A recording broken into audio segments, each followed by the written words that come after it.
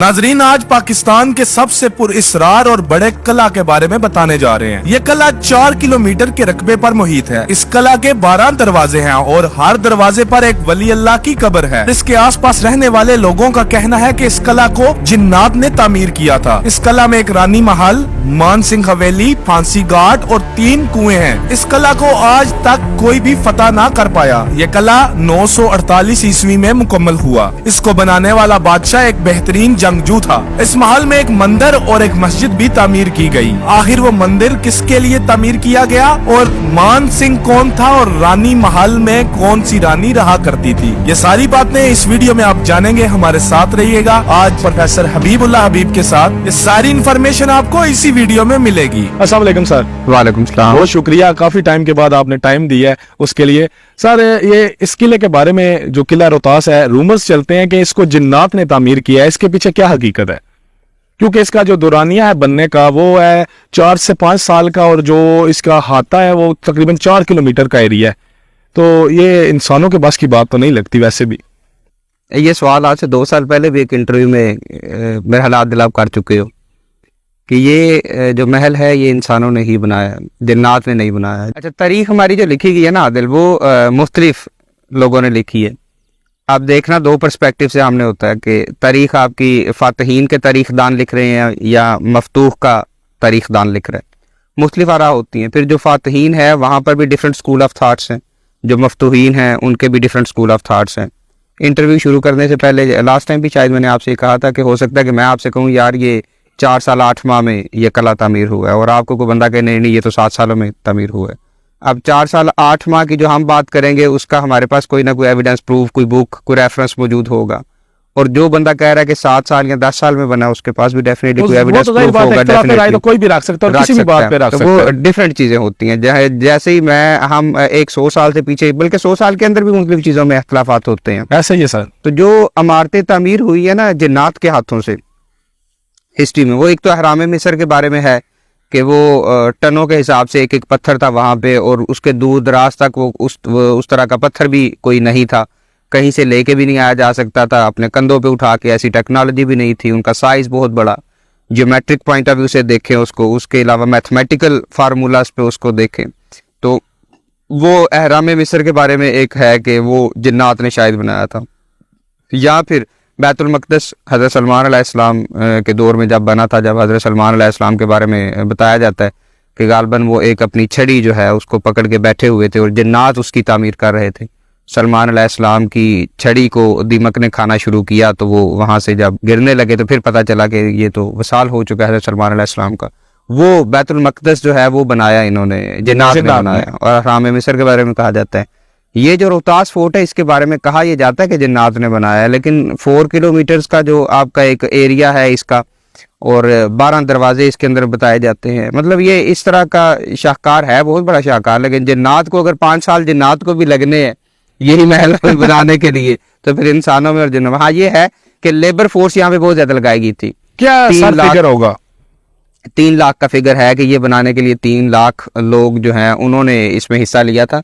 हाँ, शाहू सुल्तान गालबन उसका नाम था कि जिसके ये कहा गया, शेरशाह सूरी ने जिसको ये हुक्म दिया कि आप कला बनाएं। मैं ये चाहता हूँ इस पॉइंट ऑफ व्यू से, ये मेरा एक वो है इमेज जो बनाया मैंने, ये मेरी रिक्वायरमेंट है डिफेंसिव पॉइंट ऑफ व्यू से। इस तरह का मुझे आपने कला बना कर देते। कहा जाता है कि शाह सुल्तान ने एक छोटा कला बनाया। जब छोटा कला बनाया शेरशाह सूरी ने देखा तो उसे बड़ा गुस्सा आया। गुस्सा इतना आया कि उसने कहा था कि इसका सर तन से जुदा कर दिया जाए, कि मैंने क्या बोला, इसने बनाया क्या है, बहुत छोटा कला बनाया। फिर जो वज़रा थे, मुशीर थे, उन्होंने फिर इनकी माफ़ी तलाफ़ी करा के तो उसे जनाब दोबारा एक मौका लेके दिया। उन्होंने कहा आप मौका दे, मैं आपको बना के दिखाऊंगा। फिर उसे जब मौका दिया गया तो उसने दोबारा ये कला बनाया और फिर 4 किलोमीटर के ऊपर उसने ये कला बना दिया, जिसमें 12 दरवाजे उसने बनाए और हज़ारों इसमें वो बुर्जियाँ हैं, और मतलब 4 इसमें वो हैं बावलियाँ हैं, और इस तरह की बहुत सारी चीज़ें उसने इसके अंदर ऐड करके, मतलब बादशाह सलामत की जो मजाज है उसे उस पर गिरा ना गुजरे, तो उन्हें पसंद आ जाए। तो उसने बड़ा अच्छा ये, और विद इन 5 ईयर्स तकरीबन 5 सालों के टाइम पीरियड लगा था। 3 लाख लोग जब काम कर रहे हैं तो अगर एक एक ईंट भी लगाते हैं तो 3 लाख ईंट लग जाती है। सर, इसमें शेरशाह सूरी हैं जो, वो तारीख में जो देखने को मिलता है वो मुस्लिम थे और बहादुर मुस्लिम थे, तो उनके यहाँ एक मंदिर है और एक वो हिंदू नाम से कुछ इमारत बनी हुई है, हवेली कुछ इस तरह से, उसके पीछे क्या पस मंजर है? शेरशाह सूरी ने यहाँ पे जो बनवाया था, इसमें बहुत सारी चीजें डिफरेंट बनाई गई थी। मान जैसे सिंह की हवेली कुछ इस तरह से। मान सिंह की हवेली, मान सिंह जो है उसके बारे में डिफरेंट आ रहा है। एक राय ये भी है कि ये बादशाह अकबर का सुसर था, तो उसके लिए एक हवेली बनाई गई थी। अब वो हवेली थी जो मान सिंह की, वहां पे मान सिंह साहब बैठते थे, तो वहां पे उन्होंने स्टे करना, आराम करना या व्हाट्सएवर जो मीटिंग्स मुलाकातें वगैरह जो कुछ भी था। उसकी वजह ये भी थी कि यहाँ पर कोई भी आप देखें ना, महल नहीं है इस पूरे फोर्ट के अंदर, महल नहीं है। यहाँ पे कहते हैं कि जो भी मेहमान भी आते थे वो खैमाजान होते थे, खैमे लगा करते थे यहाँ पे।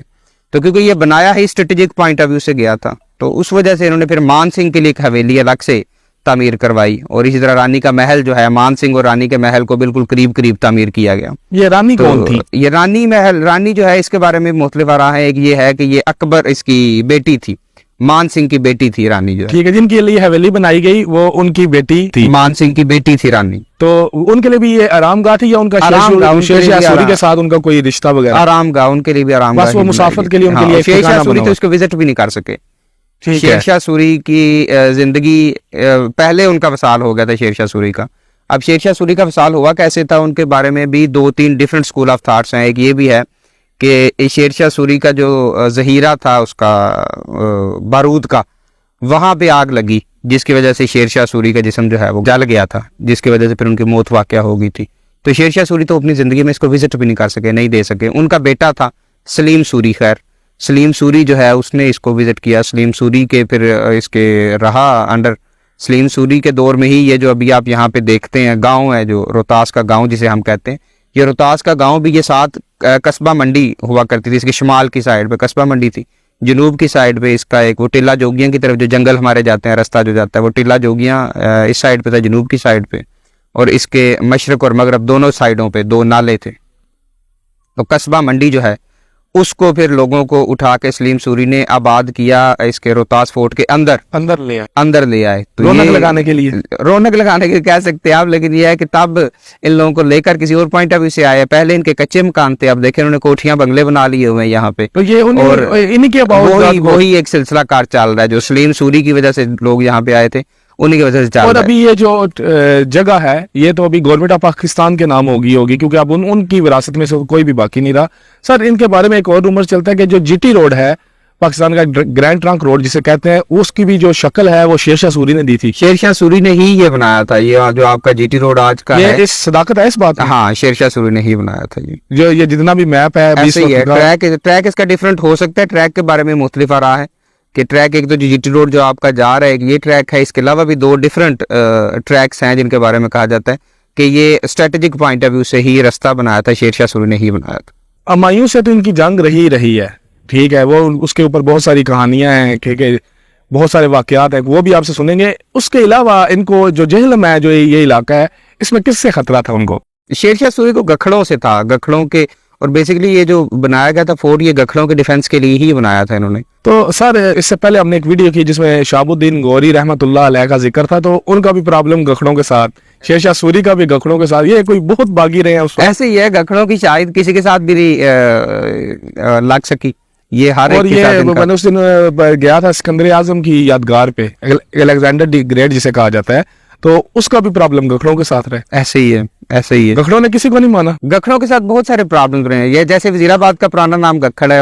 अब तो वजीराबाद के साथ है, छोटा सा वो इलाका है गखड़ का, तो पाया तख्त था इनका, डेफिनेटली इनकी एक अपनी हुकूमत थी, अपना तख्त था इन लोगों का। तो ये बस एक अपने स्कूल ऑफ थॉट के लोग थे जिनका सभी के साथ प्रॉब्लम रहा। शहाबुद्दीन गौरी के पीछे भी ये लोग लगे रहे, और इसी तरह इसके साथ शेरशाह सूरी के इनका हाथ था। गखड़ों के बारे में कहा जाता है गखड़ों का था, दूसरा कहा जाता है कि खोखरों का था। तो इन लोगों ने शहाबुद्दीन गौरी को भी इधर सोहावा के करीब उनको भी इन्होंने शहीद कर दिया। फिर हुमायूं के साथ शेरशाह सूरी का जो मामला रहा, हुमायूं बेसिकली बेटा था ज़हीरुद्दीन मोहम्मद बाबर का।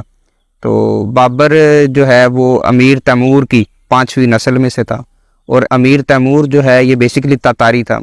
अब ये 2 डिफरेंट ट्राइब से, तातारी अलग थे, मंगोल अलग थे। अब ये जो मुगलिया है ना, ये बेसिकली मंगोल से ही मुगलिया हुआ है।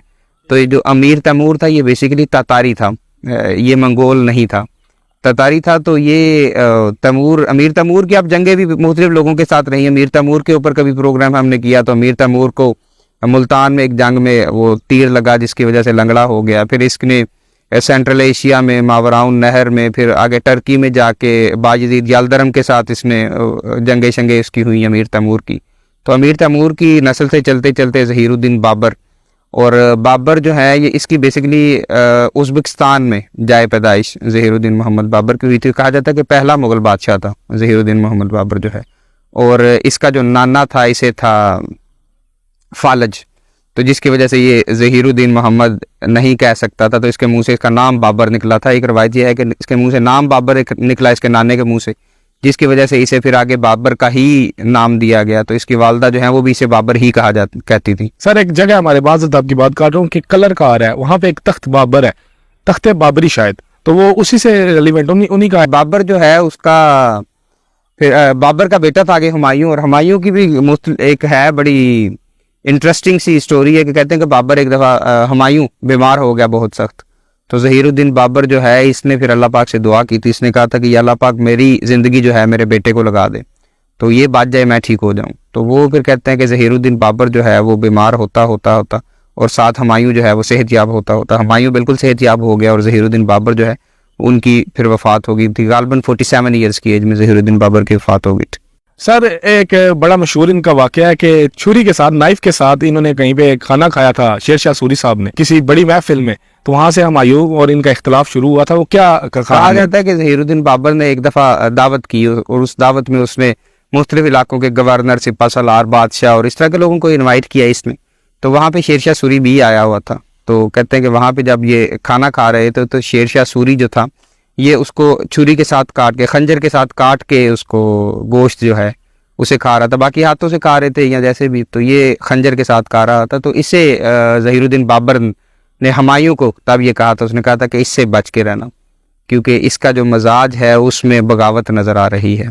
तो कहते हैं कि शेरशाह सूरी जब वापस गए, अफगानिस्तान से थे बेसिकली, ये सूर उसी तरफ से था, तो उसके बाद फिर शेरशाह सूरी की और हुमायूं की काफ़ी सारी जंगें हुई। कनूजा की एक जंग हुई थी, तो उसके अलावा भी तकरीबन हर जगह पे ही हुमायूं को शिकस्त ही होती रही शेरशाह सूरी। सर एक बड़ा खूबसूरत वाकया इनकी जंग का कि जब वो हुमायूं फौज लेके आए तो ये शेरशाह सूरी आगे भागने लग पड़े और भागते भागते काबुल चले गए, और हुमायूं भी उनके पीछे काबुल चले गए, और वो घूमकर वापस फिर इधर आ गए, ना हुमायूं काबुल करे ना ही आगे। ऐसे ही हुआ कि ये पीछे जब हुमायूं की फौज लगी थी शेरशाह सूरी की, तो ये काबुल में जब गए हैं वापस, वहाँ पे जाके इन्होंने अपने शराब के जो कनस्तर हैं वो इन्होंने खाली किए।